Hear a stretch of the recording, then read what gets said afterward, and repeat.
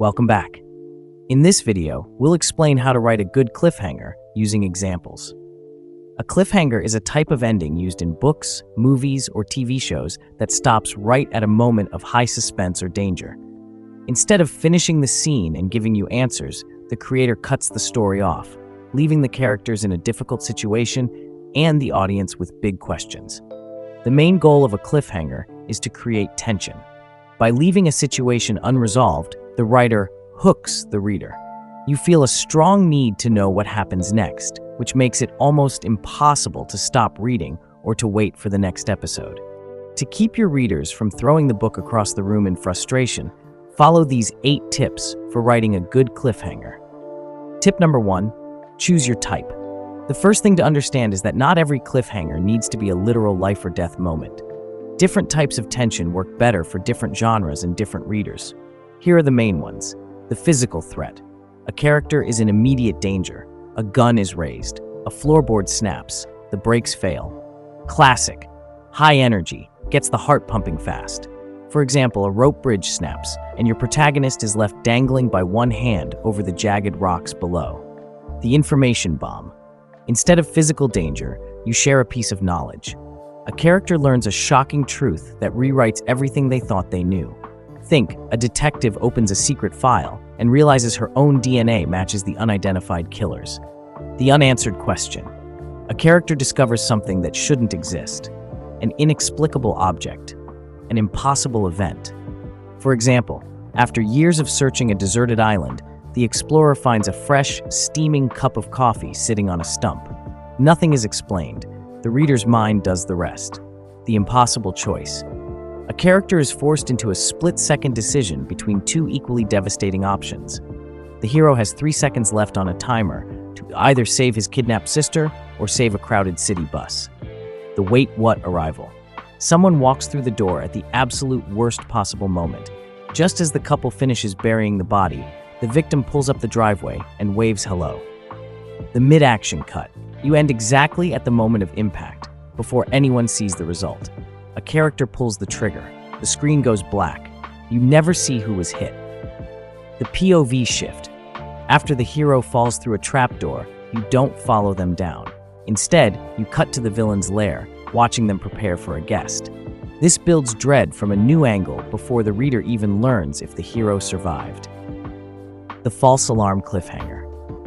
This one is often criticized for being cheap, and it usually is. But it can work if a new real threat immediately follows the relief of the false alarm. For example, the character thinks they see a monster in the dark. False alarm, it's just a coat rack. They laugh at their own fear and turn around, only to find the real killer standing in the doorway. Tip number 2, master the value shift. Here's what powers every good cliffhanger, the value shift. For a cliffhanger to work, the mood of the scene has to flip suddenly at the very end. 3 ways this can happen. Positive to negative. Everything is going well, then disaster hits. The victory toast is interrupted when the king clutches his throat and collapses as his veins turn black. Negative to positive.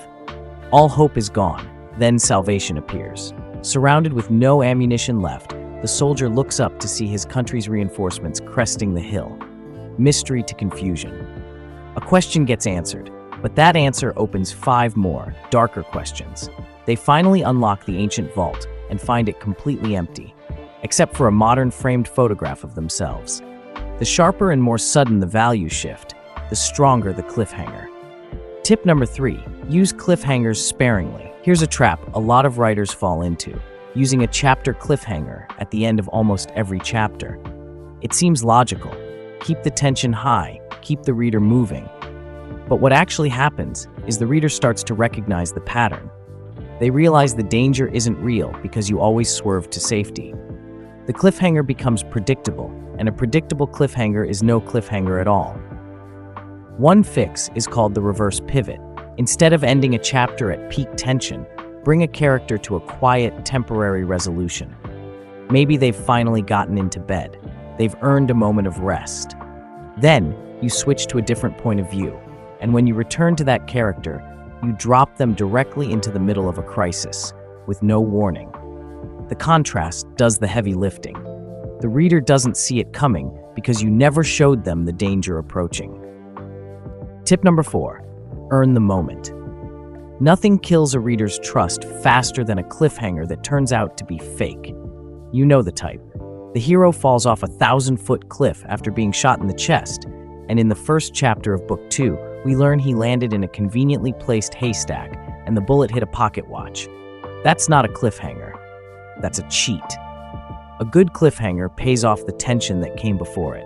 Think about ending a book with a character finding out that their best friend is the traitor. That's a real, painful twist. It changes the whole story. It pulls the reader into the next book, not because they have to, but because they need to know what happens. For example, after spending the whole book trusting his mentor, the hero finds the mentor's signature on the very assassination order that started the war. This moment was earned, as the mentor was always there. The rule is simple. Your cliffhanger should feel like the natural result of everything that happened before it. If you just add a random disaster on the last page to force a sequel, readers will see right through it. Tip number 5, vary the intensity. If every chapter ends with an explosion, readers stop reacting to them. Mix high-stakes physical cliffhangers with quieter, emotional ones. A sudden realization, a crushing rejection, an almost confession that gets interrupted. These hit differently, sometimes harder. Here's an example of how to build this over the course of a novel. In an early chapter, through a flashback, your protagonist describes the only detail he remembers from the night his mother died. A tarnished silver ring with a serpent eating its own tail. You move on. Build the story. He meets someone who feels like a safe harbor, a partner who offers him a life outside the darkness. Over several chapters, he lowers his guard completely. They have a romantic dinner, a walk by the water. For the first time in years, he feels genuinely happy.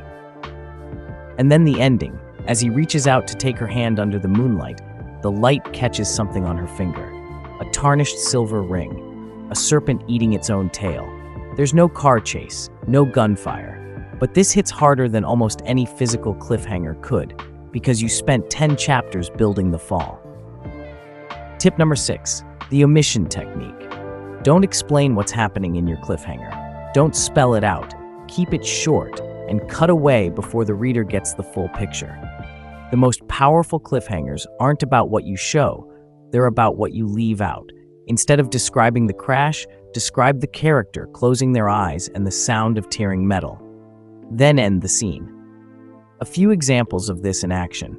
The violent omission. He watched the shadow of the axe rise against the cellar wall, squeezed his eyes shut, and listened to the sickening thud of steel meeting bone. The emotional omission.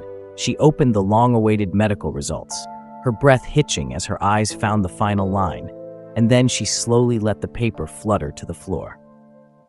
The dialogue omission.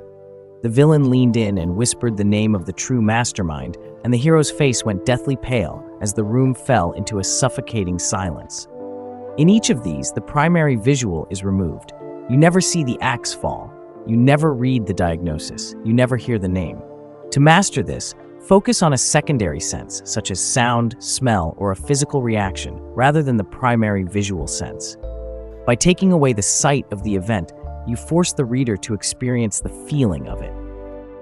Tip number 7, resolve the primary conflict. This is the most important rule for anyone writing a series. The end-of-book cliffhanger must resolve the main conflict of this book, while leaving a thread dangling for the next. If you don't do this, if you leave the primary conflict completely unresolved, readers will feel cheated. They'll feel like they wasted their time. Take a look at these examples. In a fantasy, the Dark Lord is defeated. The kingdom is saved. But as the hero cleans his blade, he notices the same demonic seal glowing on his own forearm.